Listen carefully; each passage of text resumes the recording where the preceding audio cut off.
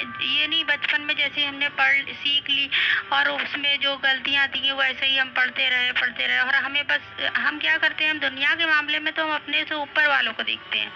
کہ اس کے پاس ہم سے زیادہ دولت ہے، اس کے بعد ہمارے پاس نہیں ہے، لیکن دین کے معاملے میں ہم کیا سوچتے ہیں، اپنے سے کم والوں کو دیکھتے ہیں، ہم تو اتنا کر لے رہے ہیں، وہ تو اتنا بھی نہیں کر پا رہی ہیں۔ تو ایسا نہیں سوچنا ہے ہمیں، بلکہ دنیا کے معاملے میں ہمیں یہ سوچنا ہے، اپنے سے نیچے والوں کو دیکھنا ہے تاکہ ہمارے اندر شکر کا جذبہ ہے، اور دین کے معاملے میں اپنے سے اوپر والے کو دیکھنا ہے کہ وہ ہم سے زیادہ عبادت کیسے کر پا رہی ہے یا ہم سے زیادہ کیسے پریکٹیکل مسلمان ہے۔ صرف یہ سمجھیے یہ اسلام تو خیر ہماری زندگی گزارنے کا طریقہ ہے، ہم نے تو یہ سمجھ لیا بس نماز دین ہے، صرف نماز دین نہیں ہے، لیکن نماز ایک اہم عبادت، سب سے افضل ترین عبادت ہے۔ تو